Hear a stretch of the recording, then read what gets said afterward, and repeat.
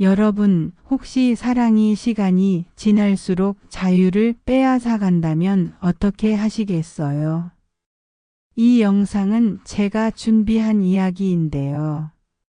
겉으로는 완벽해 보이던 결혼 생활이 어떻게 감옥이 되었는지, 그리고 그 속에서 어떻게 다시 자신을 찾게 되었는지에 관한 거거든요. 사랑받는 것이 이렇게 외로울 수 있다는 걸 아셨어요? 이 이야기는 많은 분들이 겪고 있지만 말하지 못하는 현실입니다. 만약 당신도 비슷한 경험이 있다면 이 영상이 위로가 될 수 있기를 바랍니다. 그런데 먼저 한 가지 부탁드릴게요. 혹시 아직 저를 구독하지 않으셨다면 지금 바로 구독 버튼을 눌러주세요. 이런 현실적이고 감정적인 이야기들을 계속 나누려고 합니다. 그리고 이 영상이 조금이라도 도움이 되었다면 좋아요 버튼도 눌러주세요. 여러분의 작은 관심이 저에게는 큰 힘이 됩니다. 그럼 지금부터 제 이야기를 들어주세요. 46살의 나는 다시 한 번 사랑에 빠졌습니다. 상대는 60대 초반의 사업가였어요. 사람들은 모두 축하해 줬습니다. 좋겠다, 이제 편하게 살겠네.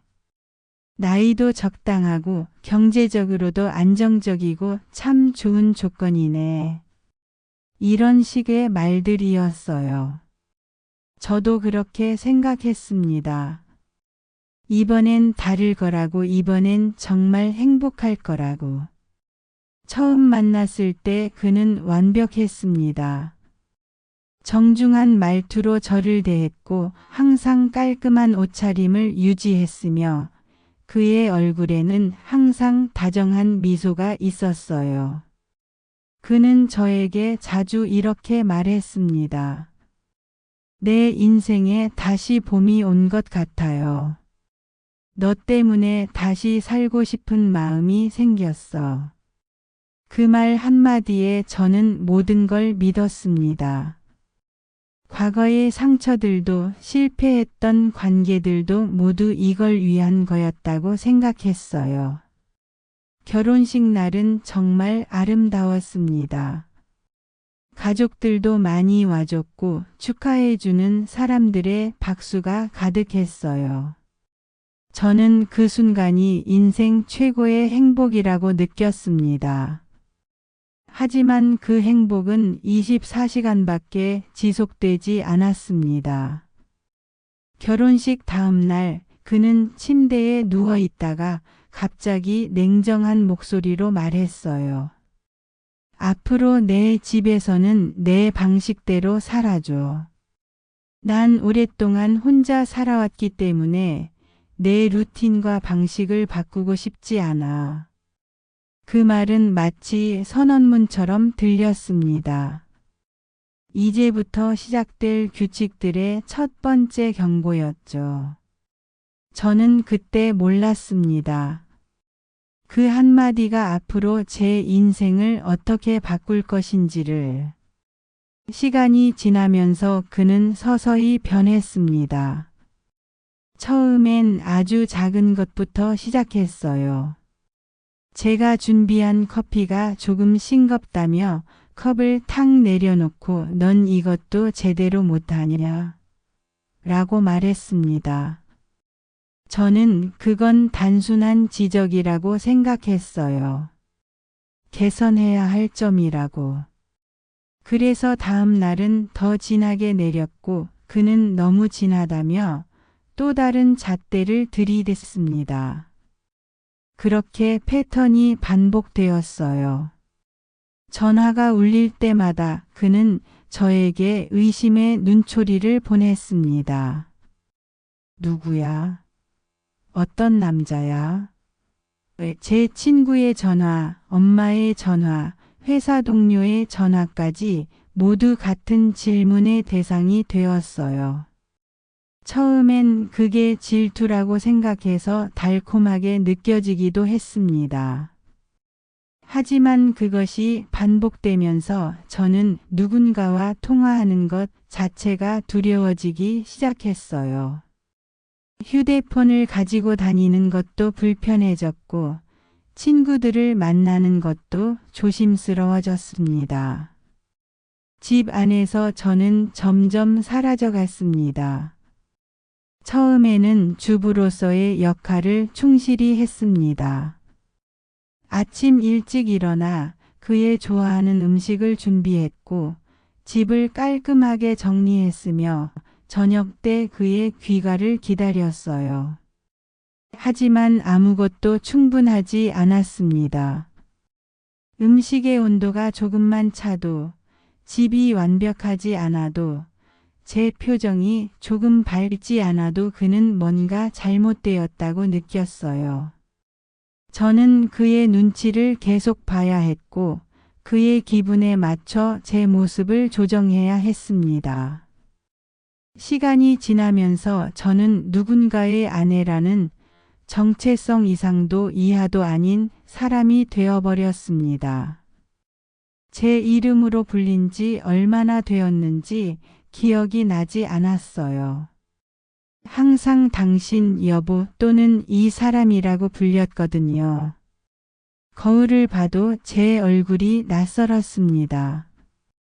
눈빛이 사라져 있었거든요. 그리고 가장 무서웠던 것은 시간이 지날수록 저 자신을 찾는 것을 포기하고 싶었다는 것입니다. 밤이 오는 것이 두려워졌습니다. 밤마다 그는 제 방문을 두드렸거든요. 저는 침실을 따로 가지고 싶었어요. 심리적인 거리를 두고 싶었던 것이죠. 하지만 그는 그것을 절대 허락하지 않았습니다. 부부가 따로 자는 건 불륜이야. 그건 결혼이 아니라 동거야. 라고 말했어요. 그의 말은 절대 법칙처럼 작용했습니다. 저는 그의 숨소리에 질식할 것 같았어요. 그의 손길이 닿을 때마다 몸이 경직되었지만 거부할 수 없었습니다. 저항하면 그의 비난이 뒤따랐거든요. 밤마다 저는 도망치는 꿈을 꿨습니다. 집에서 탈출하는 꿈, 혼자가 되는 꿈, 자유로워지는 꿈 말이에요. 낮 동안에는 충분히 견뎌낼 수 있었지만 밤이 되면 숨을 쉬기가 힘들었습니다. 불면증이 심해졌고 불안감이 증가했으며 자존감은 바닥을 쳤어요.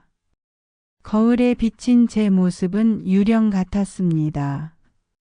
영혼이 없는 육체, 감정이 죽어버린 얼굴. 저는 스스로를 구해야 한다는 생각을 했지만 동시에 아무 힘도 없다는 것을 알고 있었습니다. 그러던 와중에도 세상 사람들은 저를 부러워했어요. 저 부인 정말 복 받았어. 좋은 남편에 경제적으로도 안정적이고 다른 사람들의 눈에는 저희가 행복한 부부로 보였던 것입니다. 그래서 저는 더더욱 누군가에게 말할 수 없었어요. 누가 믿을까요? 경제적으로 풍족한 생활 속에서의 고통을, 표면적으로 완벽한 남편으로부터의 상처, 그런 것들을 말하면 오히려 제가 욕심쟁이 여자로 낙인 찍힐 것 같았거든요. 그러던 어느 날 갑작스러운 연락을 받았습니다. 그가 쓰러졌다는 거였어요.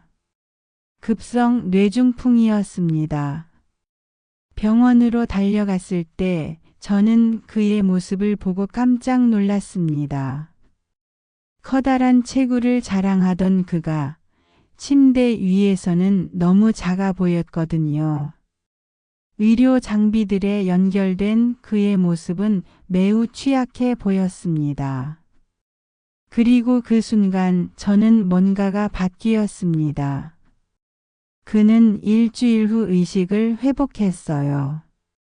말을 제대로 하지 못했고 움직임도 많이 제한적이었지만 눈빛에는 이전과 다른 감정이 담겨 있었습니다. 후회, 두려움, 그리고 뭔가 절망적인 무언가가요.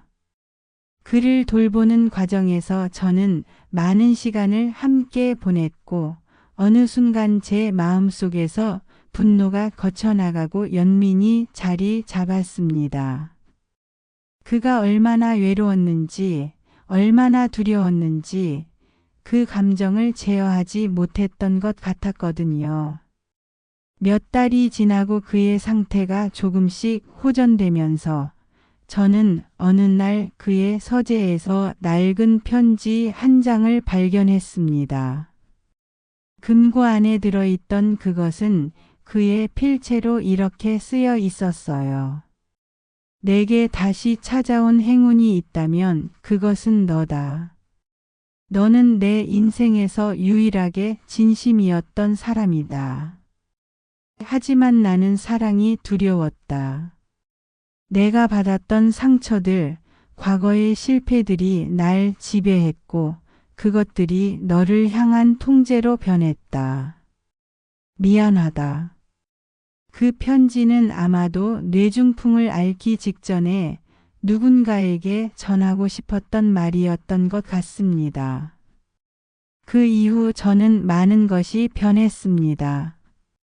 그는 그동안의 자신의 행동에 대해 깊이 있게 성찰했고 전문가의 도움을 받기 시작했어요. 완벽한 관계로 돌아간 것은 아니지만 서로를 존중하려는 노력이 생겼습니다. 하지만 가장 중요한 변화는 저 자신에게 있었습니다. 저는 그해 가을 작은 카페를 열었습니다. 조용한 골목 안에 있는 그리 크지 않은 공간이에요. 하루하루 저는 그곳에서 커피를 내립니다. 천천히 정성스럽게 손님들의 이야기를 들으면서 누군가의 아픔을 이해하려고 노력합니다. 그곳은 저에게 또 다른 가정이 되었어요. 커피를 내리며 저는 마음속으로 그에게 말합니다. 당신의 집은 이제 내 지옥이 아니에요. 그리고 당신도 이제 제 감옥이 아니에요. 우리는 이제 같은 공간에 있지만 서로의 삶을 존중합니다. 그것이 진정한 관계라는 걸 깨달았거든요. 저는 지금 여러분들에게 하고 싶은 말이 있습니다. 만약 당신이 사랑받고 있지만 동시에 자유롭지 못하다면 그것은 사랑이 아닐 수도 있습니다. 사랑은 소유가 아니라 이해입니다. 사랑은 통제가 아니라 신뢰입니다. 그리고 가장 중요한 것은 사랑 속에서도 당신은 여전히 당신이어야 한다는 것입니다. 이 영상을 보시는 많은 분들이 비슷한 상황 속에서 힘들어하고 있을 거라고 생각합니다. 어쩌면 당신은 지금 이 순간에도 누군가의 기대에 맞추느라 자신을 잃어가고 있을지도 몰라요. 그렇다면 이 영상이 당신에게 한 가지만 전해주길 바랍니다. 당신은 누군가를 위해 존재하는 사람이 아닙니다. 당신은 당신으로 존재하는 사람입니다. 그리고 그것만으로도 충분합니다. 관계 속에서 자신을 잃고 계신 분들, 혹은 비슷한 경험을 하셨던 분들이라면 아래 댓글 창에 당신의 이야기를 나눠주세요. 우리는 혼자가 아닙니다. 그리고 이것을 읽는 누군가의 이야기가 또 다른 누군가에게 위로가 될 수 있습니다. 마지막으로 이 영상이 도움이 되었다면 다시 한번 좋아요와 구독을 부탁드립니다. 그리고 이런 현실적이고 때로는 어두운 이야기들이 필요한 분들이 있다면 다음 영상도 기대해 주세요. 당신의 사랑이 당신의 자유를 빼앗지 않기를 진심으로 바랍니다. 감사합니다.